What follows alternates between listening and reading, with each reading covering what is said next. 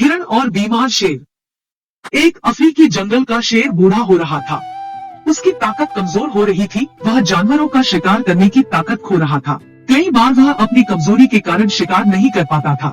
कई कई दिन वह बिना भोजन किए ही दिन व्यतीत कर देता था। एक दिन शेर अपनी गुफा में बैठा यह सोच रहा था कि अगर उसने जानवरों का शिकार नहीं किया तो वह भूखा रहेगा और एक दिन मौत के करीब पहुंच जाएगा। उसे कोई उपाय सोचना था ताकि शेर बैठकर अपने भोजन की व्यवस्था कर सके। वह सोचने लगा और देखते ही देखते उसे एक भारी उपाय सूझ गया। शेर ने कबूतर की मदद से पूरे जंगल में अपनी बीमारी की खबर फैला दी। जंगल के सभी जानवरों ने यह समाचार सुना और राजा सिंह के पास उनका हाल जानने के लिए आने लगे।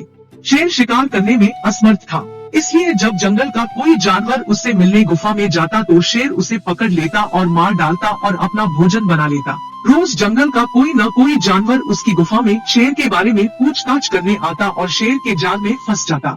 इस तरह शेर के दिन बड़े आराम से गुजरने लगे। अब शेर को भोजन के लिए जंगल में भटकने की आवश्यकता नहीं रह गई थी। बिना किसी प्रयास के शेर को अपनी गुफा में अपना भोजन मिल रहा था। कुछ ही दिनों में शेर मजबूत और मोटा हो गया। एक दिन एक हिरण को यह समाचार मिला। हिरण चतुर था, वह शेर की गुफा तक पहुंचा, लेकिन गुफा के द्वार पर ही रुक गया। उसने वहां से शेर से पूछा, राजा धीराज, तुम्हारा स्वास्थ्य कैसा है? तुम्हारी तबीयत ठीक है? शेर ने कहा, तुम कौन हो दोस्त? गुफा में आओ, मैं बीमार हूँ, खड़े होने की हालत में नहीं हूँ। मैं तुम्हें यहाँ से ठीक से नहीं देख सकता। मुझे लगता है कि ये मेरे आखिरी दिन है, इसलिए तुम मुझे आखिरी बार देखने के लिए गुफा में प्रवेश करो। जब शेर यह बोल रहा था, हिरण ने गुफा के आसपास के क्षेत्र को बहुत ध्यान से देखा। जैसे ही शेर ने बोलना समाप्त किया, हिरण ने कहा, वनराज, मुझे माफ कर दो, मैं तुम्हारी बात नहीं मान सकता। मैं गुफा में प्रवेश नहीं कर सकता।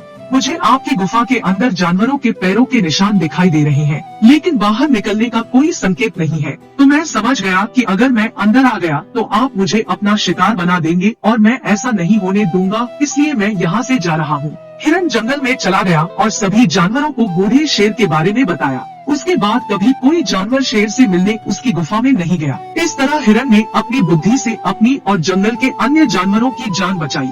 सीख दोस्तों, इस कहानी से हमें यह सीख मिलती है कि बुद्धिमान लोग अपनी बुद्धि से दूसरों की गलतियों से सीखते हैं और दूसरों की जान बचाता है। ऐसी ही रोचक कहानी सुनने के लिए हमारे चैनल को सब्सक्राइब जरूर करें और वीडियो अच्छी लगी हो तो लाइक और शेयर जरूर करें।